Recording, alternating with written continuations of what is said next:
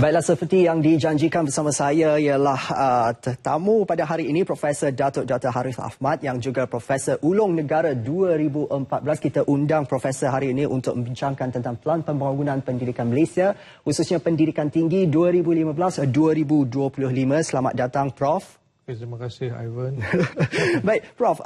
Sudah berapa lama Prof dalam institusi pengajian tinggi? 35 tahun. 35 tahun, masa yang begitu panjang sekali. Sebelum kita berbicara lebih lanjut mengenai PPPM ini, saya nak tanya dekat Prof, apa perbezaan graduan masa kini dengan dahulu, Prof?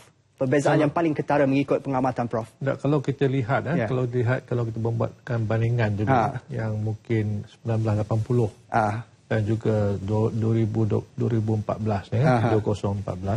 Tidak ada banyak beza, Ivan. Dia punya quality is about the same, or in fact they are better. Kalau kita lihat, sebab although the public ataupun orang ramai kata mungkin mengeluarkan pandangan seperti tak bagus kalau dibandingkan dengan yang dahulu, tapi I think it's not true, tak benar. Quality graduate, sebab kita punya curriculum sama je. Dan curriculum yang kita ajar pada 1980 dan sekarang adalah sama atau ditambahkan baik. Ini bermaksud graduan kita pun berkualiti ataupun dia punya kualiti bertambah kalau dibandingkan pada 20 tahun yang kemudian yang lepas. Betul kata Prof, selalu kita dibandingkan dengan apabila mengambil kira ranking dengan universiti di seluruh dunia itu. Baik, Prof, mengaitkan sesuatu yang cukup menarik tadi, iaitu mengenai kualiti. Jadi sekarang ni kita menuju ke negara maju, negara berpendapatan tinggi 2020, berbaki 5 tahun saja lagi.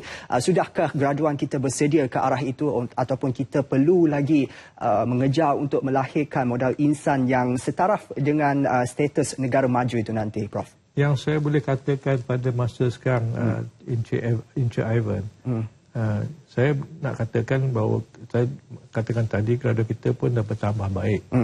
Yang apa yang kita nak buat sekarang, kita nak menambah baikkan lagi. Further improvement supaya dia at least compatible ataupun bersetanding dengan graduan di luar negara seperti Amerika, Britain, Europe dan sebagainya. I think kalau kita lihat membuatkan bandingan seperti yang berikut, I think graduan kita pun boleh compete seperti graduan daripada Amerika dan juga graduan daripada Europe dan sebagainya, Jepun dan sebagainya. Baik, untuk PPPM pendidikan tinggi khususnya 2015-2025, satu jangka masa sedekat di situ yang panjang, ada pelbagai yang telah pun intipati ataupun yang direncanakan dalam PPPM ini. Bagaimana Prof melihat PPPM untuk melahirkan graduan yang berkualiti yang disebutkan tadi, memenuhi ciri-ciri untuk kita capai status negara maju nanti? Apa yang kita nak, yang dimaksudkan oleh program atau plan tindakan kita ni untuk menambah baik. First thing, untuk menambah baik lagi graduan kita supaya mungkin dapat berkomunikasi yang lebih bagus berbandingkan mungkin 10 tahun yang lepas. Dan juga untuk menambahkan ilmu dia yang terperinci dan lebih mendalam supaya kita dapat graduan yang lebih komplit ataupun holistic graduate. Tak mesti, ini bermaksud dia are very good technically they are very sound, dan juga akhlak yang baik dan juga bersopan santun dan able to communicate dengan jelas, dengan bagus kalau dibandingkan graduan di luar negeri. So apa yang kita nak buat, kita nak menambah baikkan graduan kita supaya bersetanding dengan graduan kalau kita pergi ke top ranking university, katakan Imperial College, Oxford, Cambridge yang kita cakap selalu kan. So I think we are trying to put our graduate at least on par in next 10 years. So 10 years I think we can achieve that. So we have the planning, the plan is good. Bagaimana kita nak membuatkan program implementasi kita supaya kita dapatkan hasilan yang bagus. Supaya 2025 graduate kita setanding dengan graduate daripada Oxford dan Cambridge. So melainkan pada program yang kita ada, kita juga ada program bagaimana nak buatkan kita entrepreneur. Mean that now graduate kita, orang kata cari kerja mencari kerja. They are just looking for job. So now we're going to change the mindset, tukarkan mindset supaya graduate kita dapat menjadi seorang entrepreneur dan memberikan kerja kepada orang lain. So they be the future source of any job creation. So kita tukar mindset dia supaya dari mencari kerja dan juga menjanakan pekerjaan. Dan juga kalau boleh kita nak buatkan kalau kita supaya pergi masuk ke small and medium scale enterprise supaya kita dapat gunakan mereka untuk menjanakan produk baru, inovasi baru, idea-idea baru supaya memberikan sumber kewangan kita dalam 10 tahun yang akan datang. Kalau kita lihat macam Tuan Ivan pernah pakai Facebook, I'm very sure you use Facebook, Instagram, Twitter kan. Kalau kita lihat yang orang yang buat ni buat umur muda je, umur 20-an je. So kita try to find cara supaya kita dapat membuat negara kita supaya dia very innovative, dapat mengeluarkan idea yang baru dan benas dan memberikan pasaran yang besar untuk Malaysia. Sebab Malaysia perlu industri baru. Sekarang industri kita mostly based on natural resources kan. So kita perlu membangunkan industri high tech. Ini adalah plan tindakan ini supaya kita dapat membangunkan negara kita supaya dapat memberikan pekerjaan pada orang lain dan juga menjanakan income ataupun sumber kewangan untuk negara kita. Yeah, that is the intention. Ya, saya percaya Malaysia memiliki kualiti graduan yang seperti Prof sebutkan tadi, cuma mereka ini perlu dirangsang lagi. Prof tadi memberikan satu gambaran yang begitu menyeluruh, cuma mungkin secara lebih spesifik lagi Prof. Kita mahu bersifat lebih kritis, lebih kritikal lagi. Apakah kelemahan yang perlu diatasi oleh institusi pengajian tinggi khususnya universiti tempatan ini untuk kita mencapai ataupun merealisasikan apa yang dihasratkan ini? Okey, kalau kita lihat program kita, kalau program curriculum ni dah cukupi. Kalau program the academic content is very good. Dah mencukupi. Kalau kita lihat curriculum kita pun kita berasas kepada curriculum yang kita dapat daripada Amerika, Europe, Australia, bukan kita buat lain daripada lain. So kita try to match our curriculum sama seperti negara-negara maju. Yang next important thing yang kita perlu memberikan untuk menambah baik agar kita exposure.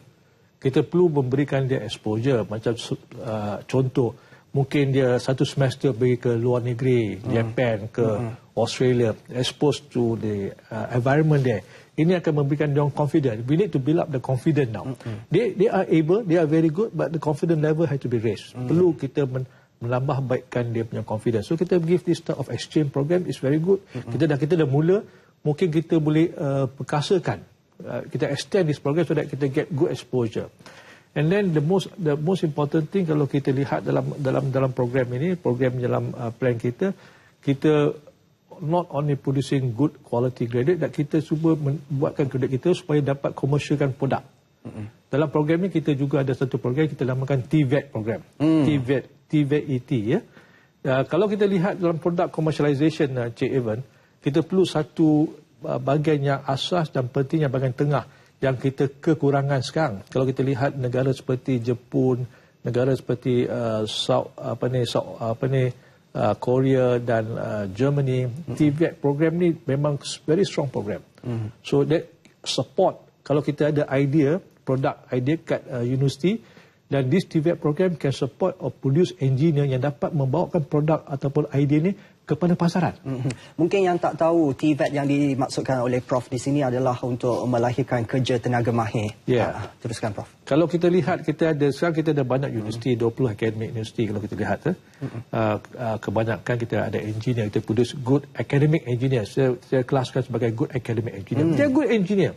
So they can make plan, can make rumah, they can good electrical engineer. Tapi bila kita nak menghasilkan produk, sebab kita satu daripada peranan plan ni, kita perlu commercialize. Orang kata commercialization of ideas. Ideas important, but how do you commercialize? Bagaimana kita nak buatkan produk daripada makmal kita kepada pasaran? It's very long chain. Atau satu proses yang panjang dan akan menggunakan tenaga yang mahir. Yang kita perlu tenaga mahir. So what we require now, kita require people with TVET training. So they may have degree, they may have diploma, tapi dia akan support. Katakan Cik Ivan ada idea nak buat pen ni bengkok ke pen ni boleh terbang. Pen ni boleh terbang. So you have the idea, tapi how do you realize it? So you need engineer who can package it, buat satu package yang cantik, buat dia punya circuit dan sebagainya. You bring the idea into reality. That is the work of people with skill training.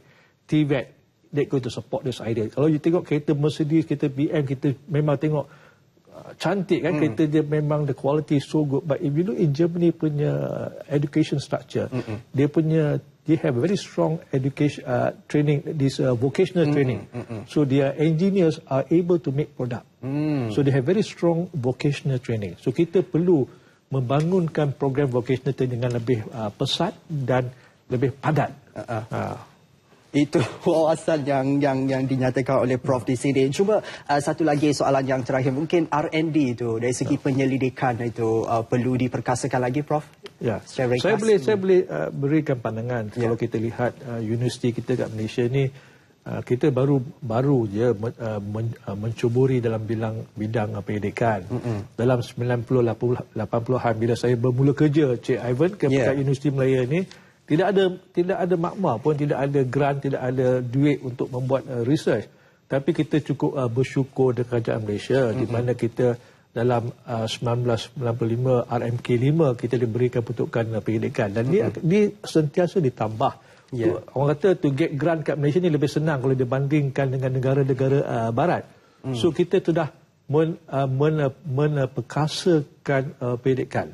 So we have improved ourselves from a non-research teaching university kepada research university sekarang. The next important thing yang kita perlu, bagaimana kita mengkomersialkan produk yang kita buat dekat Mama. Yang tu yang saya kata, yang saya bangkit tadi, Cik Ivan, tentang program TVET yang dalam plan ni adalah sangat penting untuk komersialkan produk.